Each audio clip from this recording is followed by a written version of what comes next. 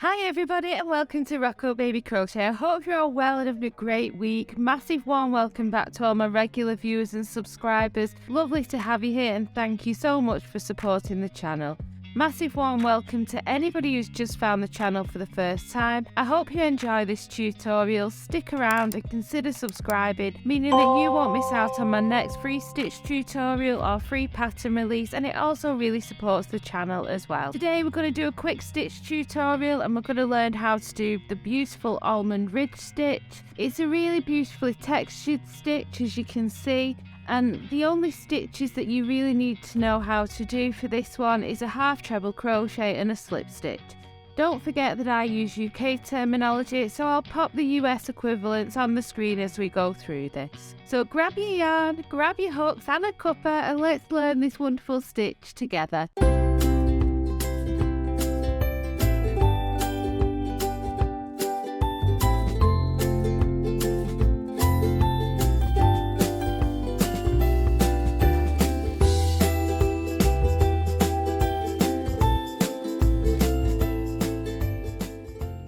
To begin for this stitch, we need to make a slip knot in your preferred method and pop that onto your hook.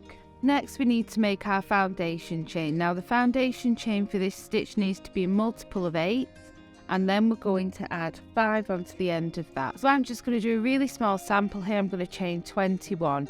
16 being my multiple of 8 and then adding 5 onto that. If you want to chain to the width that you desire your project to be in multiples of 8 and then add 5 on, but I'm just going to chain 21 just to show you a quick sample. So there's 3, 4, 5, 6, 7, 8, 9, 10, 11, 12, 13, 14, 15, 16, 17, 18, 19, 20 and 21. We're going to start working row 1 into the second chain from the hook. Remember, this on our hook doesn't count as anything.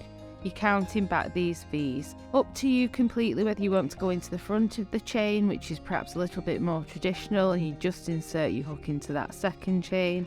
Or if, like me, you prefer to work into the back loops, just turn your chain over and each of those bumps that runs down the center of your chains is a chain. So you're going to skip this first one and go into the second one. Into the second chain from the hook, you want to place a slip stitch. So you're going to insert your hook, yarn over and pull through, and then pull through again to complete your slip stitch. Now we need to do 4 of those. So there's 1, 2, move into your next stitch and place your 3rd, and move into your next stitch and place your 4th. It's important that you keep your tension nice and relaxed doing these slip stitches because we are going to be working stitches into them in the next round, so you don't want to make life too difficult for yourself if you do these slip stitches overly tight. Into the next 4 stitches we're going to place 1 half treble crochet. So you're going to yarn over, insert your hook into the next chain, yarn over and pull up a loop, yarn over and pull through all 3 loops on your hook. Yarn over, move into your next chain, yarn over, pull up a loop, yarn over, pull through all 3 loops. So there's 2, there's 3, and there's my 4th. Into the next 4 stitches we're going to place a slip stitch, again keeping our tension nice and relaxed. Insert your hook into the next chain, yarn over, pull through and pull through again. So there's 1, move into your next chain and place your 2nd, move into your next chain, place your 3rd, and then move into your next chain and place your 4th slip stitch. You're just going to repeat that over and over, so you'll do 4 slip stitches followed by 4 half treble crochets. So there's 1, there's my 2nd half treble, 3 and 4. So your project may be a lot wider than mine and you might want to press pause at this point until you've repeated that row repeat over and over. I'm at my last 4 stitches, and your last 4 stitches of row 1 you should be finishing on 4 slip stitches. So there's 1, 2, 3, and here's my last one, 4, 4. At the end of row 1 you should be looking a little bit like this, and what we're going to do to move up to row 2 is we're going to chain 1 and turn our work. Now from here on out we're just going to be working into the back loop only. So if you just rotate your work towards you slightly, you should be able to see the top of those stitches. Each of those V's is the top of a stitch.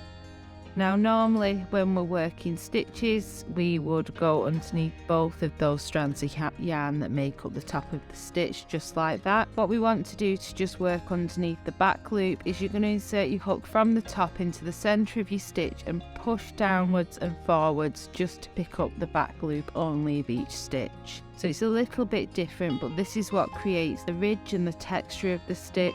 So into the first stitch, find it easier just to hold my work rotated towards me a little bit, and then I can see the top of those stitches. You're just going to go underneath the back loop only, and you're going to place a slip stitch. Remember to keep these nice and relaxed and don't do them overly tight. And then 1 back loop only slip stitch into the next 3 stitches. So again we've got 4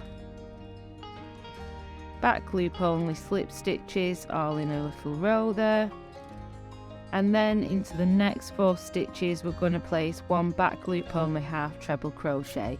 So you're yarning over before you insert your hook for the next 4 stitches, pulling up a loop, then yarn over, pull through all 3.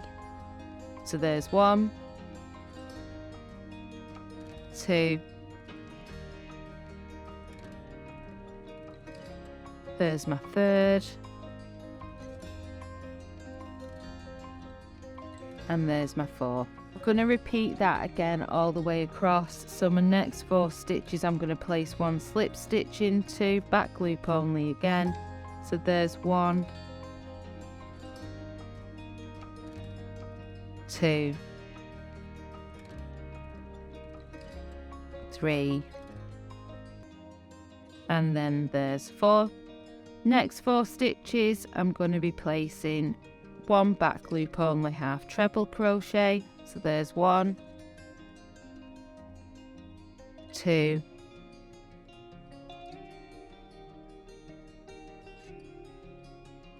3, and 4, and again you'll be finishing row 2 on 4 back loop only slip stitches. So there's 1, 2,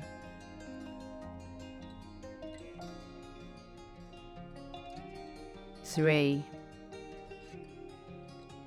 and there's my 4th.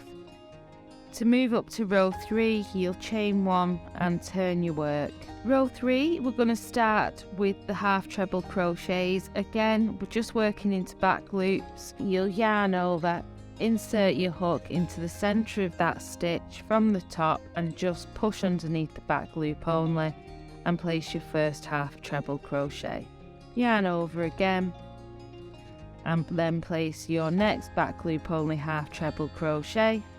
Yarn over, move across to your next stitch and place your next back loop only half treble crochet, and then your next stitch is your 4th back loop only half treble crochet. So once you've placed that 4th one we're then going to do 4 back loop only slip stitches. So inserting your hook into the centre of the stitch, picking up only the back loop and placing a slip stitch. So there's my 2nd, there's my 3rd, and there's my 4th. So into the next 4 stitches we're going to place 1 back loop only half treble crochet. There's 1,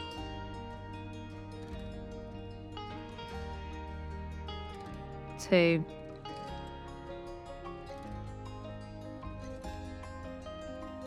3,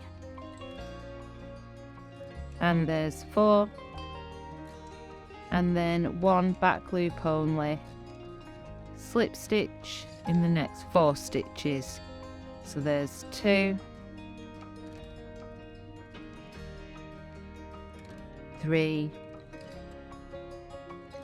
and 4. Row 3, you should be finishing off with half trebles, 4 back loop only half trebles. So there's 1,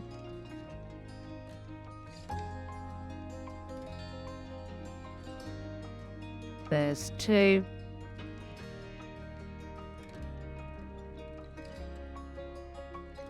there's 3, and there's 4.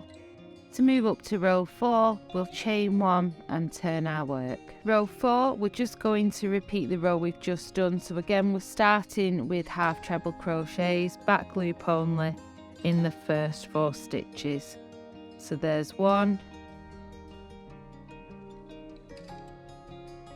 2, 3 and 4. Next we're going to place 1 back loop only slip stitch into the next 4 stitches. So there's 1,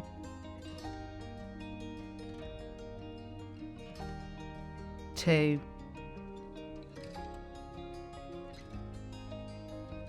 3 and 4, and then 1 back loop only half treble crochet into the next 4 stitches. So there's 1, 2, 3 and 4, 4 back loop only slip stitches. There's 1,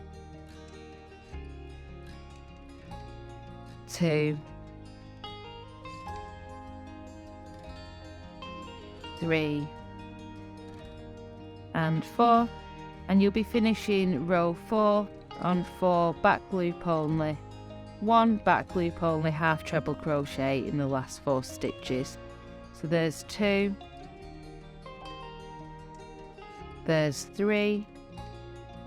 Don't forget, it's easier to turn your work, just rotate it towards you slightly to see the top of those stitches.